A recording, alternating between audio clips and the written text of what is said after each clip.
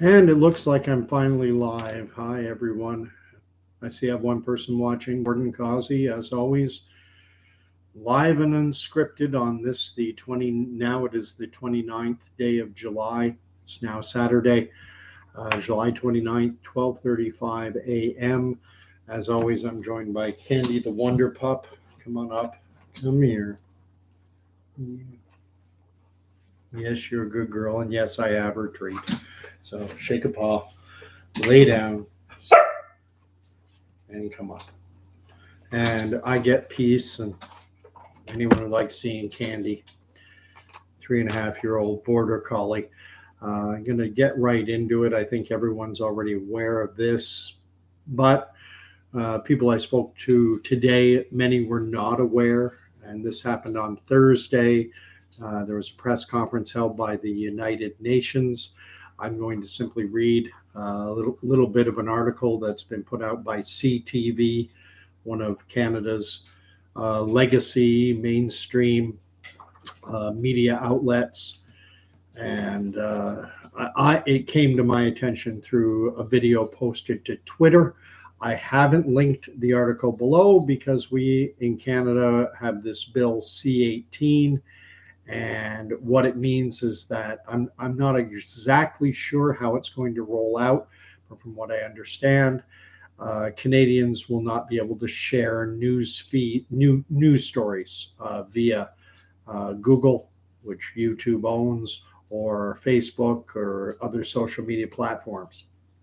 Uh, don't want to get into that, so I'm not linking the article below, but I'm just going to read, and I'll give you the title, the headline. You can search it out. Here's what the era of here's what the quote era of global boiling means for Canada. And there's a linked video of the UN Secretary General giving a speech during a press conference. This took place on Thursday. And it starts out with a quote, climate change is here. It is terrifying, and it is just beginning. The alarming statement was made by Antonio Guterres, United Nations Secretary General, at a press conference on Thursday. The era of global warming has ended. The era of global boiling has arrived, he said. Gutierrez, in his speech, emphasized the need for world leaders, in particular of rich nations, to do more to cut carbon emissions and transition to renewable energy. I'm going to leave all that aside. If you want to read the article, just Google global boiling or this particular article that I cited, CTV, and it's here's what the era of global boiling means for Canada. So if you want to check that article out, fill your boots, be my guest. But it's the COVID scripting being followed again. And what do I mean by that scripting? Prior to, I've shared my work experience before. Prior to being in the military, I worked for a number of years as a sales and marketing executive. And sales, one of the big terms you will hear is branding statements.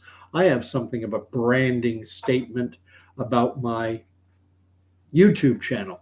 I call it my miserable and pathetic little YouTube channel because that is what it is. But to be entirely honest, miserable and pathetic is something I like because it's honest. And that's something you don't get a lot of in marketing and in branding statements. Branding statements are designed to be ubiquitous. You see and hear them everywhere, so they get drilled into your subconscious so that there's an immediate association. And the branding statement that was put forward during the COVID era was the deadly coronavirus. And you heard it everywhere. It was on the news. Politicians used it. Health officials used it. It was everywhere, the deadly coronavirus. And it was said so often that it simply became a default. COVID deadly, COVID deadly. That was the association they wanted people to make. And it works the same in politics. When Justin Trudeau was running for prime minister first time in 2015, it was for the middle class. Oh, what do you think about Trudeau? Well, he's for the middle class. Doug Ford, when he ran for premier, kind of like governor of Ontario, his was for the people. What do you think of Doug Ford? Oh, he's for the people, and I'm a people. And that's the way these branding statements work. And I get the impression that they're still working on a branding statement for climate change or for global warming. And I think, this global boiling they're punting it out. It's almost like test marketing it to see how it resonates with people. I don't think global boiling is going to cut it. I think they'll probably hit us with a number of different branding statements, and they'll see which one sticks. Delving a little bit into politics here, and not going to be commenting one way or another on the person of Donald Trump because he is such a polarizing figure. But there was a speech I heard him give where he talked about this statement, this slogan that he had, which was drain the swamp. And he said he didn't think it was going to fly. He didn't think it was going to catch on. And that he was so surprised that it caught on as well as it did. And I think that's what we're seeing, trial balloons floated. So global boiling, I think I don't think they can rehash the old branding statement they had for COVID, the deadly coronavirus. I don't think that'll fly. They'll have to come up with something better. Something that drives fear, because fear shuts down a person's higher thought processes and gets them to act fight or flight. So I see it as being very much, something, just spitballing off the top of my head. I had one earlier. I had a thought about, devastating climate change or life-ending climate change or life-altering climate change.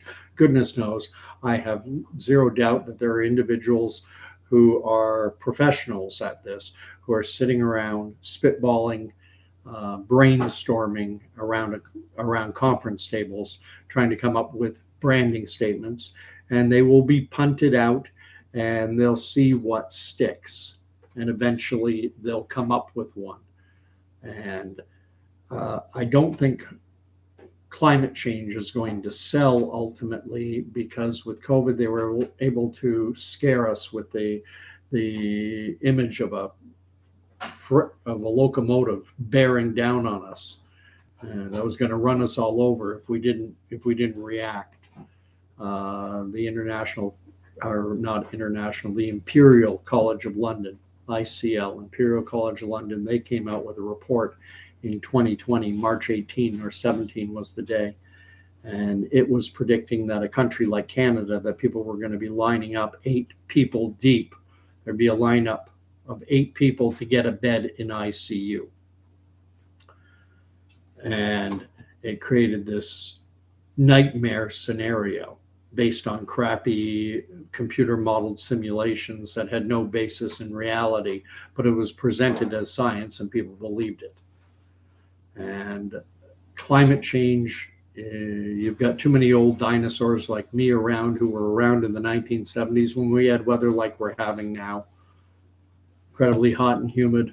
I remember days when back then it was all Fahrenheit, 100, in the 70s it was 100 plus degrees Fahrenheit. And at that time, it wasn't long that they were predicting devastating effects from climate change back then.